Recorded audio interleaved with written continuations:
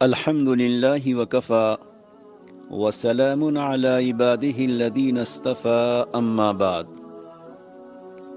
رب کریم نے کرم کرتے ہوئے رحمتوں سے دامن دل کو بھرنے کا ایک اور موقع اہل ایمان کو نصیب فرمایا۔ خیر و برکات اور اجر و ثواب کے ذخیرہ کرنے کا ایک اور راستہ عنایت فرمایا۔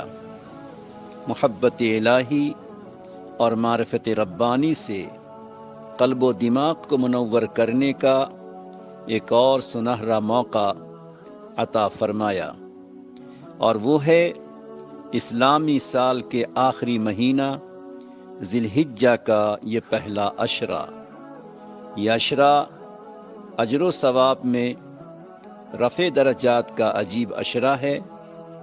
اس عشرے کی عظمت اور اہمیت کا اندازہ اس سے لگائیں کہ رب ذوالجلال والاکرام نے اس عشرے کی قسم کھائی ہے۔ ترمذی شریف کی روایت کے مطابق اس کی راتیں لیلۃ القدر کے برابر ہیں۔ اسی عشرے میں حجۃ الوداع کے موقع پر اللہ رب العزت نے دین اسلام کے کامل و مکمل ہونے کا اعلان فرمایا، جس سے اجر و ثواب کے کامل و مکمل ملنے کا اس امت کو پتہ بھی چلا۔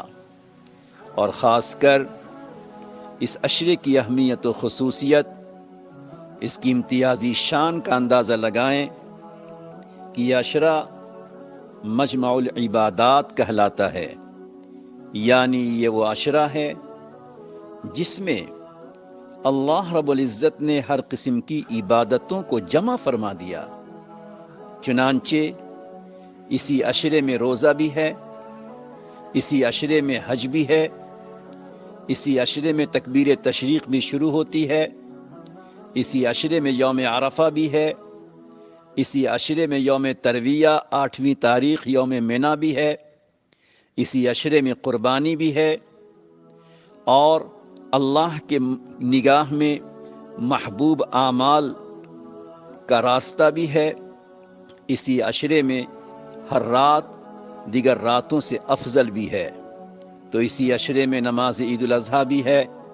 اسی بنا پر ابن تیمیہ رحمۃ اللہ علیہ اس عشرے کے بارے میں کہا کرتے تھے کہ ذی الحجہ کا یہ عشرہ، اس کے 10 دن رمضان کے آخری 10 دنوں سے افضل ہیں، نیکی کے اعتبار سے، عمل کے اعتبار سے، تسبیح و اذکار کے اعتبار سے، رضا الہی کو پانے کے اعتبار سے، ہر عمل کے اللہ کی نگاہ میں زیادہ محبوب ہونے کے اعتبار سے۔ ہاں، یہ الگ سی بات ہے کہ رمضان کے آخری عشرے کی راتیں وہ افضل ہیں، وہ بہتر ہیں اس عشرے کی راتوں سے۔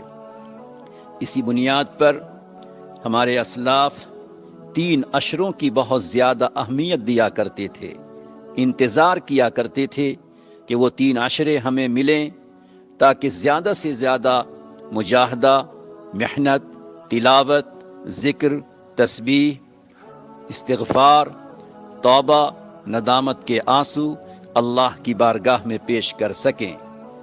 وہ عشرہ رمضان کا آخری عشرہ، ذی الحجہ کا پہلا عشرہ اور محرم کا پہلا عشرہ کہلاتا ہے۔ جب اس قدر خصوصیات اور اپنے آرام کو قربان کیجئے، اپنی نیند کو کم کیجئے، اپنی لغویات کو کم کیجئے، اور مذکورہ چند اعمال پوری رغبت اور والہانہ انداز کے ساتھ کرنے کی کوشش کیجئے۔ جو انسان کوشش کرتا ہے، اہمیت اس کی نگاہ میں ہوتی ہے، وہ انسان آگے کو بڑھتا ہے۔ لہٰذا اس عشرے میں ذکر اللہ کی خوب کثرت کیجئے۔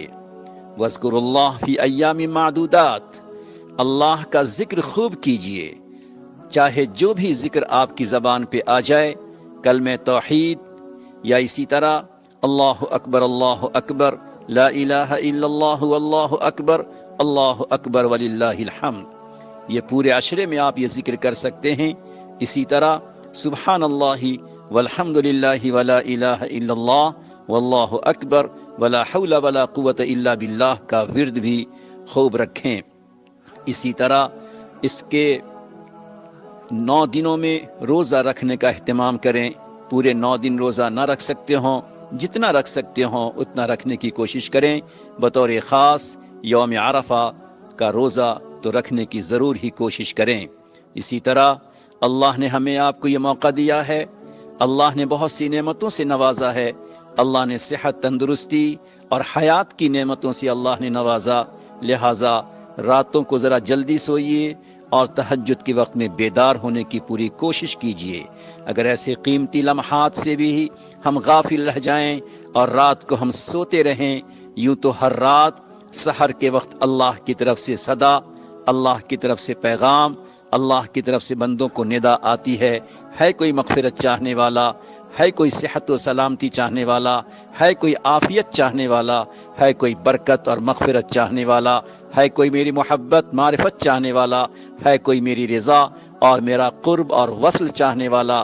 یوں تو ہر رات اللہ کی طرف سے یہ صدا، یہ ندا آتی ہے، مگر ان راتوں میں یقیناً کچھ اور ہی تاکید کے ساتھ صدا آتی ہوگی، لہٰذا خدائے پاک کی طرف سے ان عشرے میں صدا آ رہی ہو، ندا آ رہی ہو، بندوں کو پکارا جاتا ہو، اور ہم کیسے اللہ کے بندے، ہم کیسے محبت کے طلبگار، ہم کیسے اس کی رضا کے طلبگار، ہم کیسے اس کی جنت کے طلبگار کہ ہم خراٹے لیتے ہوئے غفلت کی نیند سوتے رہیں۔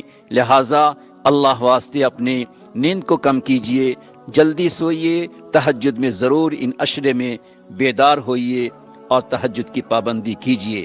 اسی طرح گناہ اور لغویات سے اپنے آپ کو بچائیے، اپنے لمحات کو قیمتی بنا لیجئے، اپنے وقتوں کو اجر و ثواب سے مزین کر لیجئے۔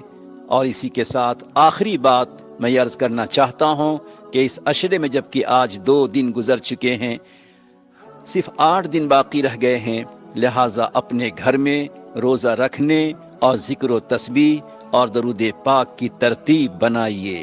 اگر گھر کے تمام افراد روزہ نہیں رکھ سکتے، کوشش ہو ہر گھر میں کم سے کم کوئی ایک بندہ یا کوئی ایک خاتون، کوئی ایک اللہ کی بندی روزہ تو رکھے۔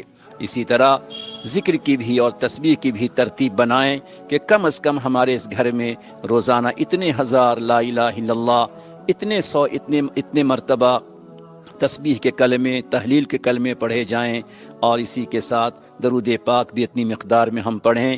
اللہ رب العزت ان باتوں پر ہمیں عمل کی توفیق عطا فرمائے، اور غفلتوں سے، سستی سے، لاپرواہی سے اور اپنے وقتوں کو غفلت کی چیزوں میں گزارنے سے اللہ حفاظت فرمائے۔ اللہ رب العزت ان عشرے میں ہمیں دامن دل کو پھیلانے کی توفیق عطا فرمائے، دل کی گہرائیوں سے اپنی مناجات کرنے کی توفیق عطا فرمائے، اور ہماری آنکھوں کو ڈبڈباتی ہوئی اللہ دیکھیں، ایسی ہم اپنے اللہ سے توفیق بھی مانگیں۔